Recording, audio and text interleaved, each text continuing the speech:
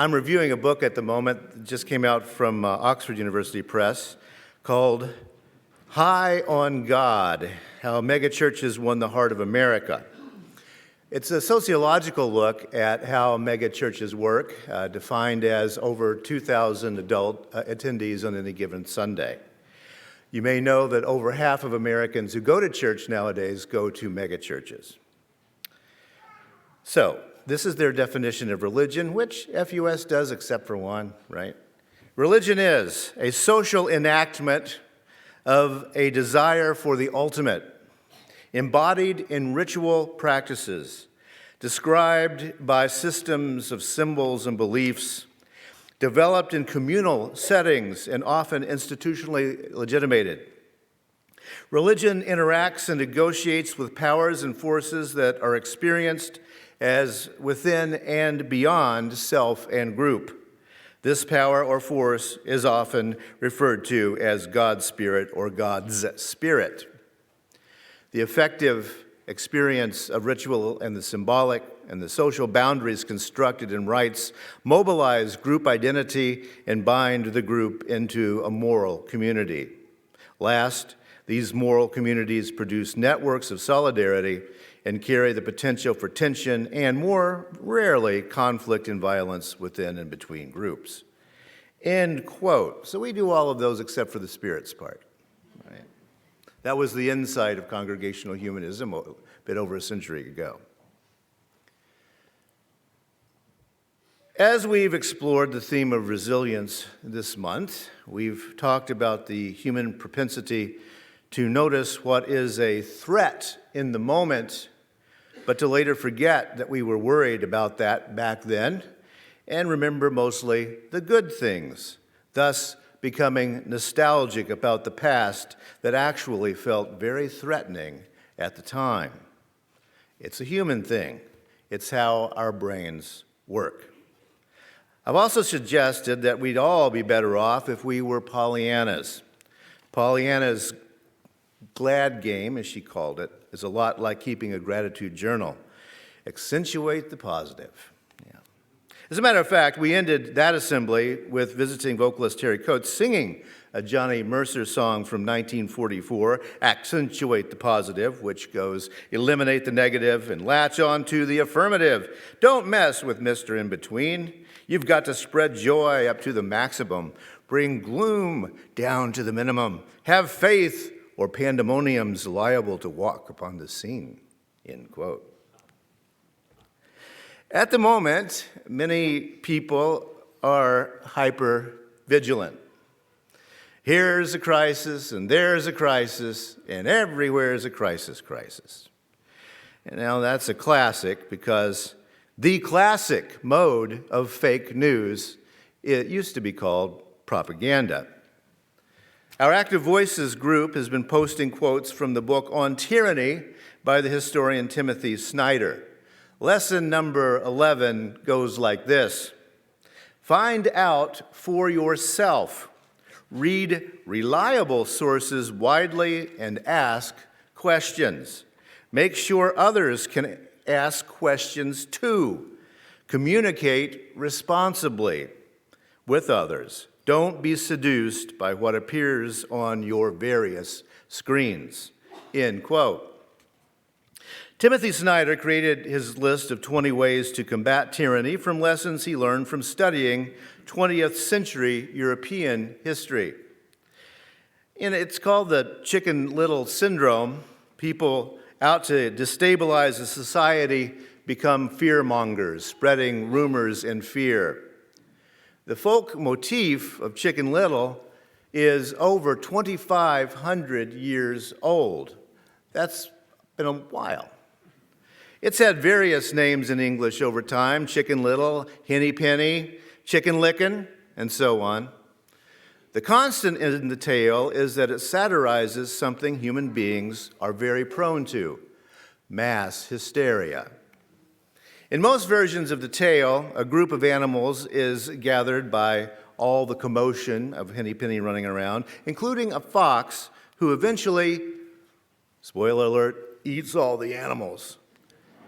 The first animated version of the Chicken Little story appeared in the U.S. in 1943, and that was, a year before that Johnny Mercer song. It came out from Walt Disney Studios. Now, this was the darkest times for the U.S. during the Second World War, and the cartoon served as a warning concerning enemy propaganda. If you'd like to watch that, you can find it on YouTube. Just look up Disney Chicken Little. Warning, it has the prejudices of the time built into it, shall we say. In the cartoon, Chicken Little is called a playboy and yo-yo champ, not the brightest bulb in the drawer, in other words. Foxy Loxy is out to have a chicken dinner. To achieve that goal, he reads a book. Now, in the first cut of that film, it was Hitler's Mein Kampf. But the editors decided that was a little bit too edgy, so they have Foxy Loxy reading a red psychology book. The book asks, who looks nice and stupid? It gives such advice as, if you tell a lie, don't tell a little one, tell a big one. And undermine the faith of the masses. Foxy Loxy takes a look into the chicken coop and sees someone who does indeed look nice and stupid. Chicken Little, the playboy and yo-yo champ. He's also described as a pretty good egg for a chicken. Foxy Loxy throws a nut over the fence and hits Chicken Little on the noggin. Chicken Little's unconsidered response is, "The sky is falling," and off he runs. Foxy Loxy follows the advice of his book, yes, spoiler alert, sorry, and eats all the chickens. The final image in the cartoon is of rows of wishbones from the devoured chickens, looking very much like gravestones in military cemeteries. Walt Disney Studios was not being subtle back in 1943. Propaganda, they were saying, is designed to cause mass hysteria, and mass hysteria leads to mass death. So Disney engaged in counter-propaganda, and their version is a bit more entertaining than historian Timothy Snyder's version. But the same message occurs in both Timothy Snyder and also the Disney film. Don't be that guy. Don't be that guy. To repeat Snyder's advice, find out for yourself. Read reliable sources widely and ask questions. Make sure others can ask questions too. Communicate responsibly with others. Don't be seduced by what appears on your various screens. But not being Chicken Little is really hard for us human beings. The emotions of fear and panic are automatic for us. Our hearts pump, our hands sweat, the adrenaline flows. We're ready for fighting or flighting. That's what System 1 is, according to the psychologist Daniel Kahneman. It's intuition and emotion saying now. Fear is a trigger.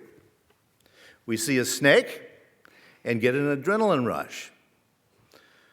On the other hand, we drive down the highway at 85 miles an hour, and usually we don't get an adrenaline rush. Speed is more dangerous than snakes to your health, but we have an underdeveloped response to speed. That's one of the problems with the human brain. System 2, as Kahneman called it, is our slow emotions, what we call reason and logic. No pumping heart, no sweaty hands, no flowing adrenaline. We call that cool reason. Now, what's becoming clear to neuroscientists is that most of our actions are triggered by that fast thinking, by our intuition. Only later do we begin to justify our actions with reasons. We are, it appears, lawyers arguing our own case for why we have already done something and we thought it's logical. But the fact is, Chicken Little, we're like that. We do something and then we think. and propagandists have known this for a very long time. An article in Psychology Today titled 10 Ways to Get Things Wrong offers a few examples. My favorite go-to stat on this is people canceling their air travel plans after the 9/11 terrorist attacks. Over 1 million Americans canceled their air travel plans and drove their cars instead after 9/11. They opted out of the safest mode of transportation and into one of the most dangerous modes, driving fatalities up 1,000 or over 1,000. Fearing the wrong thing got more than 1,000 Americans killed. But death by plane looked so possible, so immediate at that time, as we watched those planes hitting those buildings over and over and over again. Part of that decision lies in the illusion that we're in control when we're not. I've done something, said these people, I've canceled my plane ticket. I have decided to drive. I have acted, right? But actually, well, you've merely started running around the chicken yard shouting, the sky is falling, the sky is falling. And that's where the cliche of backseat driving comes from. When we're in an automobile holding a steering wheel, we feel like we're in control. When we're in an automobile not holding a steering wheel, we feel not in control. As a matter of fact, studies show that backseat drivers actually perceive other cars as closer and faster than the drivers perceive them. Think about that a moment next time you yell at somebody. That's how easy it is to become a Chicken Little. You use your intuition, and those often lie to us. What vehicles are involved in the most accidents in icy road conditions? Four-wheel drives. What are the safest vehicles on American highways? They are manufactured in order by Honda, Hyundai, Kia, Subaru, and Toyota. Now, there are a couple of patterns to notice here. The one I want to call out is that they're all small cars on that top 10 list. There aren't any SUVs or crossovers among the 10 safest automobiles in the U.S. They only feel safer, those SUVs and crossovers. What our brains tell us is dangerous very often is not dangerous. It just feels that way. Our minds evolved to survive in jungles and deserts full of dangers. But today, most of humanity isn't wandering around a forest or a desert. Do you know what's more likely to kill you than Ebola or coronavirus? Well, there's a lot of things. Number one is chronic stress. Chronic stress suppresses your immune system, disrupts your digestive system and your reproductive system, and increases the risk of strokes, heart attacks, and it speeds up the aging process. Chronic stress. But don't stress about it, right? That's the thing. Don't stress. A story that goes back to at least the composition of some of the Upanishads back in the 600 BCE area in Sanskrit, Hindu thought, warns of mistaking a rope for a snake. There are many versions of this story in Buddhist and Hindu literature, and it became popular over time. One version goes like this. Once there was a monk hurrying back to the monastery after sunset, trying to get back before complete darkness fell. Now, this is before flashlights, all right? As he hurries, he is startled to see a coiled snake in the middle of the path up ahead. The monk freezes. Is the snake poisonous? Is it about to strike? In his panic, he turns around and runs the other way and spends the night in the forest. The next morning, after dawn, he walks the path again, only to discover that the coiled snake was actually a coil of rope that had been dropped in the path. Now, this old story cuts a few different ways, but the monk has fallen prey to illusion.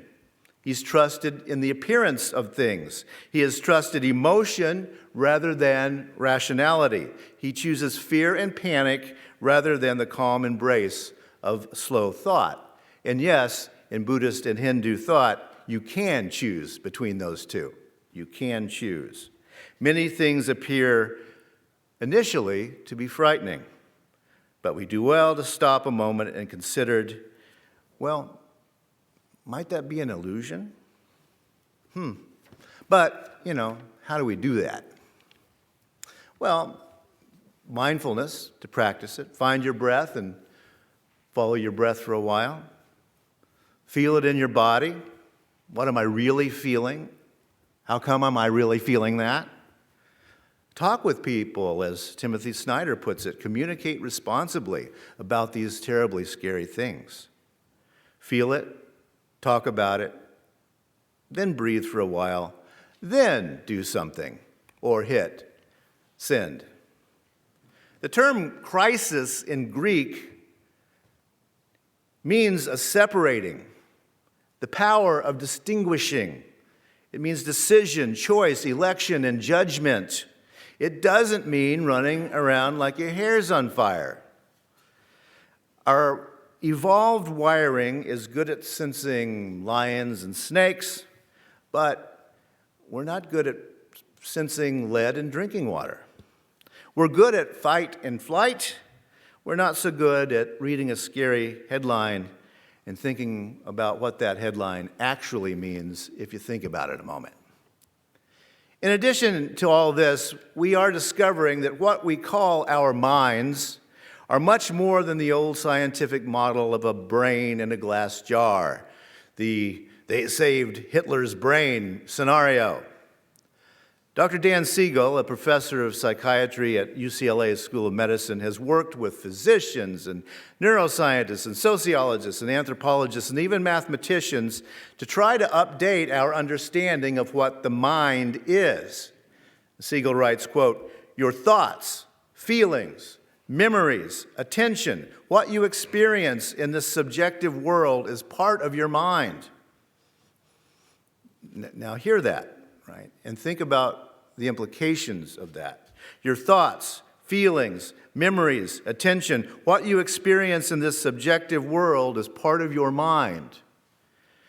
Right now, your mind extends several feet around you. Your mind is interacting with other minds. What your mind is telling you right now is partially about what you're focusing on. Maybe me, maybe your phone, maybe something else. And, you're right when you focus on these things that this is your reality. But your mind is also feeling in that moment as well. And what you're thinking at the moment is also what you're remembering at the moment. Your mind is creating a subjective reality. Your mind and maybe the mind next to you, we don't really know, but maybe they are creating a subjective reality together.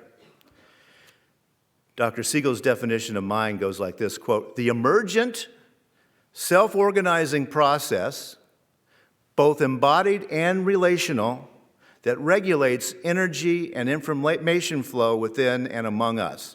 It's scientific, but I'll break it down. Emergent comes out of the whole thing, yeah? A self-organizing process. It's embodied. It's in your body and in your surroundings, and it is relational with other sentient beings around you. Your mind regulates energy and information flow within and among us. Now, that's a long way from that brain in a jar picture of the mind from the 20th century. You can save Hitler's brain if you want to, but you can't save Hitler's mind.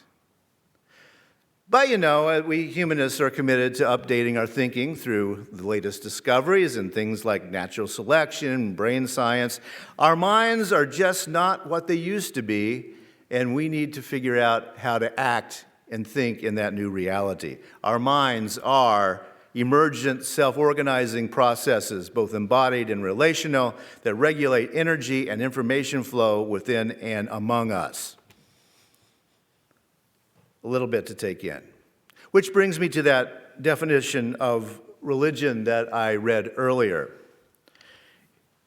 Part of it says this: the affective with an A, the affective experience of ritual and symbolic and social boundaries constructed in rites, mobilizing group identity, and binding the group into a moral community. That's what we're doing here this morning with our minds and with our bodies and with the stuff we're doing. It's why we congregate. The affective experience helps us focus our minds and calm them a little bit, so maybe we can stay out of that Chicken Little syndrome for a while. Yeah, we're living in a crisis. There's about as many crises as you can count.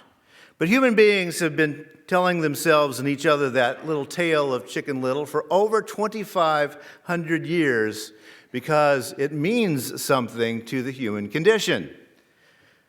Moviegoers in 1943 needed to think about that story a little bit before they repeated the latest rumor. The sky was falling. That's why some writer at Walt Disney Studios thought of the old folk tale about the panicked chicken and the fox ready to get some chicken dinner. To influence the masses, said that red psychology book, aim first at the least intelligent. If you tell a lie, don't tell a little one, tell a big one. Undermine the faith of the masses. And I'm thinking that the people who work on Russian troll farms probably know those little points. Enemy propaganda, by the way, doesn't always strike you as dangerous. Tokyo Rose was the most famous of the anti-Ally propagandists on radio during World War II. Here's the start of one of her broadcasts. Hello there, enemies. How's tricks? This is Ann of Radio Tokyo, and we're just beginning our regular program of music news and the 0 hour for our friends. Oh, I mean our enemies in Australia and the South Pacific. So be on your guard and mind the children don't hear. All set? Okay, here's the first blow at your morale. The Boston Pops playing Strike Up the Band. And then she played the song. Now, there's nothing that makes you want to throw down your arms and run away faster than Boston Pops, right? It doesn't always sound as dangerous as it turns out to be. All of this has been done before. It's all been done, and today the problem is merely that there's more of it in more places than there once was. And every nut thrown over the fence just might hit some Chicken Little on the head and convince them that the sky is falling. I want you to think about this in closing. It's in your order of service this morning. It's a quote from the sociologist Emil Durkheim, who says, "Because society surpasses us, it obliges us to surpass ourselves. Because society surpasses us, it obliges us to surpass ourselves." Which means that working together and gathering in responsible communities is one of the ways that we can all think better. It's a positive thing to do. So remember, breathe and breathe together. Thanks for listening. You can find much more about humanism and what's happening at First Unitarian Society in Minneapolis by visiting our website at firstunitarian.org.